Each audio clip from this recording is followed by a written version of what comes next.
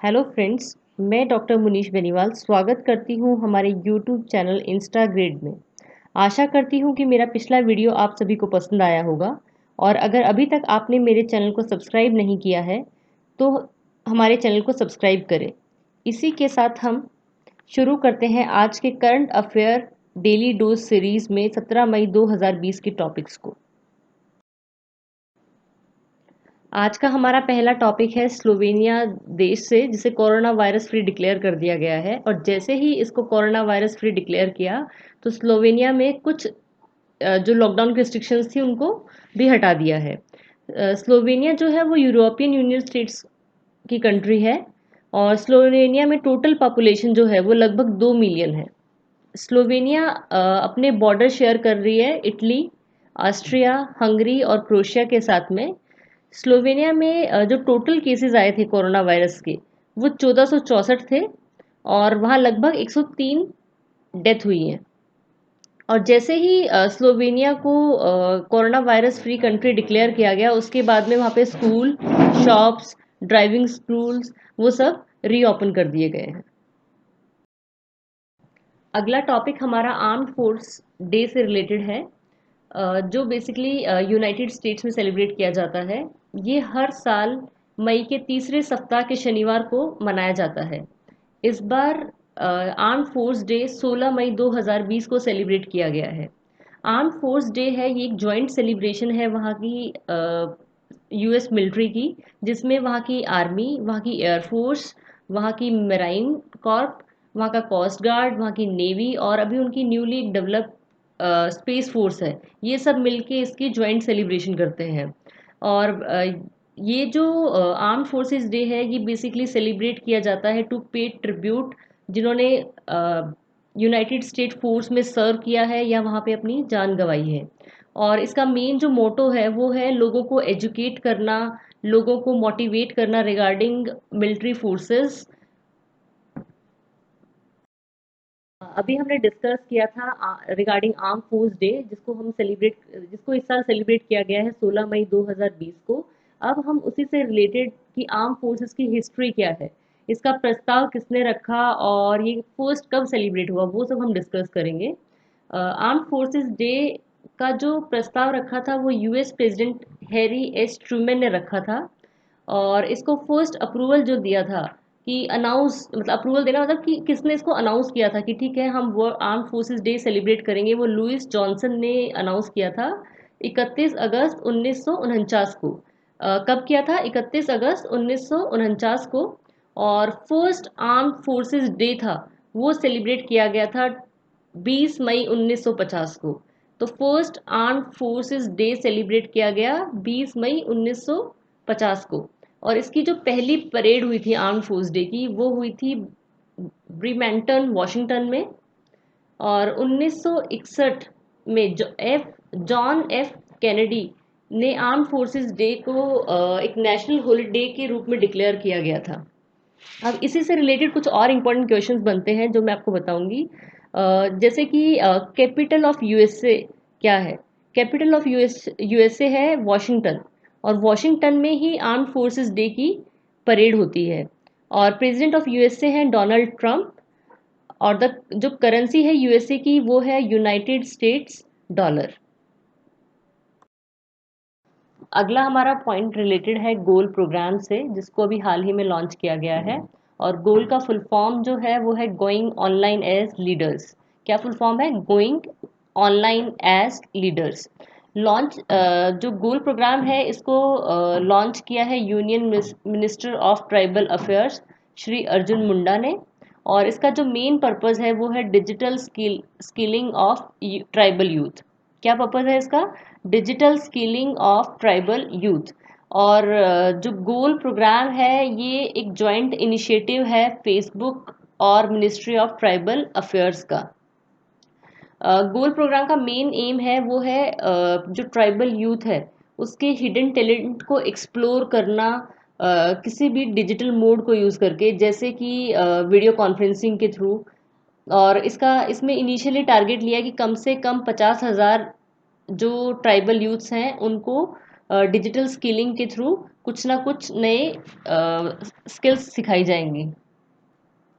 Sorry, इसमें जो target लिया गया है वो 50,000 का नहीं बल्कि 5,000 ट्राइबल यूथ का लिया गया है। और इसके अंडर कोई भी जो प्रोग्राम होगा उसमें एक मेंटर होगा और दो उसके स्टूडेंट्स होंगे। और वो किसी वीडियो कॉन्फ्रेंसिंग के थ्रू किसी भी स्किल को जो मेंटर है वो अपने स्टूडेंट्स को सिखाएगा। और दूसरा, जो स्टूडेंट्स हैं वो अपने मेंटर के साथ अपने कोई ड्रीम या उनका कोई अपना पर्सनल टैलेंट है उसको डिस्कस करके उसको भी डिजिटल प्लेटफॉर्म के थ्रू सीखेंगे। और जो chief executive officer of Facebook है वो है मार्क जुकरबर्ग।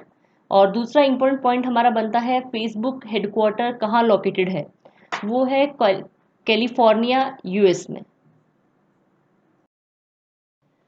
हमारे current affair daily dose series का अगला टॉपिक है आत्मनिर्भर गुजरात सहाय योजना।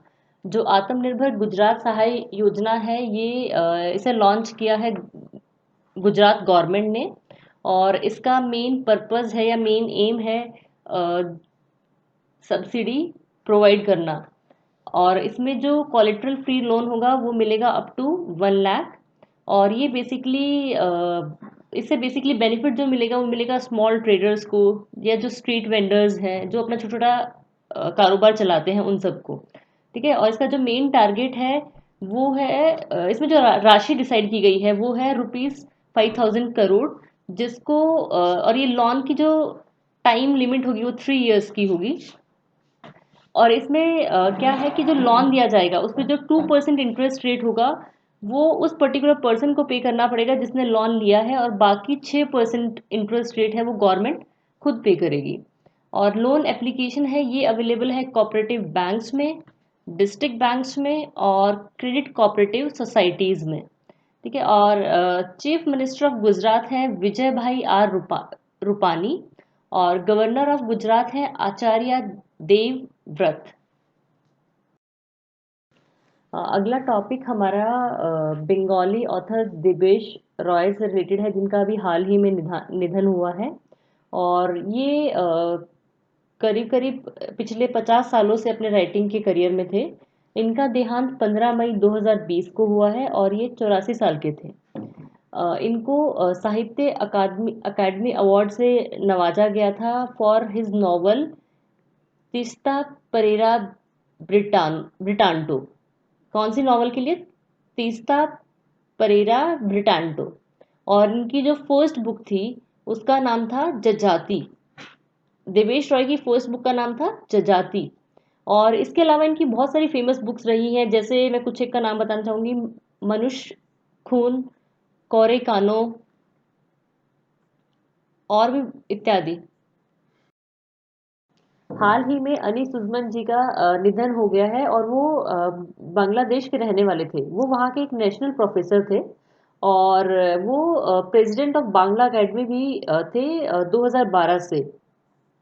और अनी सुजमन जी बांग्लादेश की आज़ादी की लड़ाई में भी एक फ्रीडम फाइटर थे और उन्होंने लैंग्वेज मूवमेंट में भी पार्टिसिपेट किया था जो अगेंस्ट पाकिस्तान थी। अ, अनी सुजमन जी का देहांत 14 मई 2020 को हुआ था और वो 83 साल के थे। अनी सुजमन जी को इकुशे पदक अवार्ड से नवाजा गया था 1985 में और पद्म भूषण अवार्ड से सम्मानित किया गया था 2014 में बाय गवर्नमेंट ऑफ इंडिया।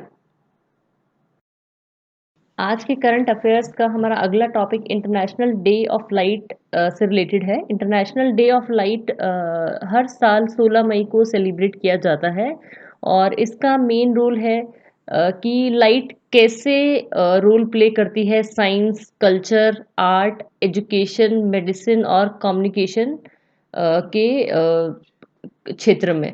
और दूसरा इसमें आता है कि हमारा मेन जो लाइट है वो कैसे हेल्प करती है यूनेस्को को अपने गोल्स अचीव करने के लिए साइंस, टेक्नोलॉजी, आर्ट और कल्चर के क्षेत्र में।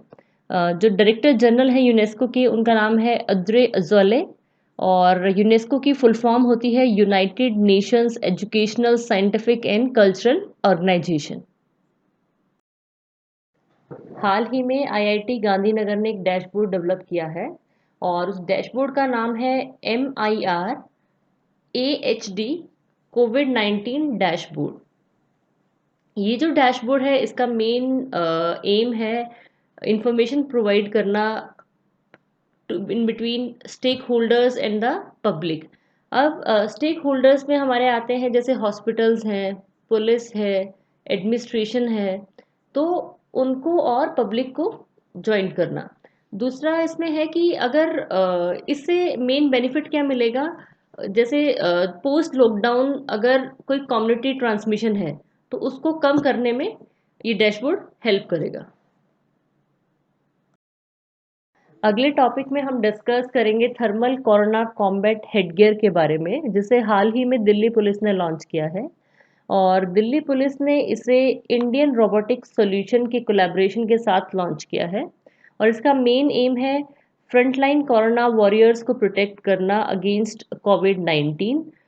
इसमें फ्रंटलाइन कोरोना वॉरियर्स में हमारे आते हैं डॉक्टर्स, नर्सेज, पुलिस।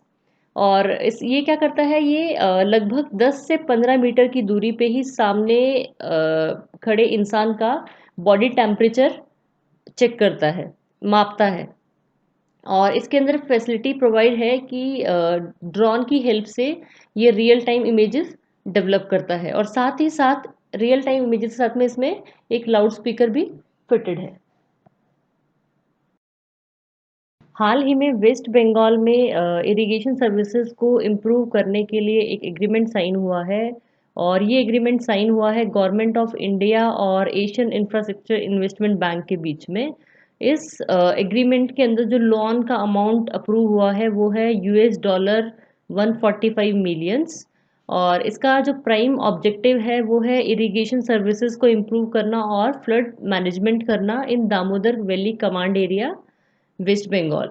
और इस एग्रीमेंट में इंक्लूड है मॉडर्न मैनेजमेंट के साथ साथ रैशनल एसेट मैनेजमेंट। इस प्रोजेक्ट का जो मेन बेनिफिट है वो माना जा रहा है लगभग 2.7 मिलियन फार्मर्स को होगा, जिसमें ऑप्टिमाइज यूज होगा सरफेस और ग्राउंड वाटर का। और जो chief minister of West Bengal हैं वो हैं ममता बनर्जी, गवर्नर जगदीप धनखड़ और president of Asian infrastructure investment bank हैं वो है जिन लिक्विन। धन्यवाद दोस्तों, आशा करती हूँ आप सभी को मेरा वीडियो पसंद आया होगा और अगर अभी तक आपने मेरे चैनल को सब्सक्राइब नहीं किया है तो इसे सब्सक्राइब करें। और अगर आप लोगों को मेरा वीडियो अच्छा लगा तो इसे लाइक और शेयर करें। और अगर आप हमें कोई सुझाव देना चाहते हैं तो आप उसे कमेंट बॉक्स में कमेंट करें। और कल मिलते हैं एक करंट अफेयर्स की डेली डोज की नई सीरीज के साथ। धन्यवाद।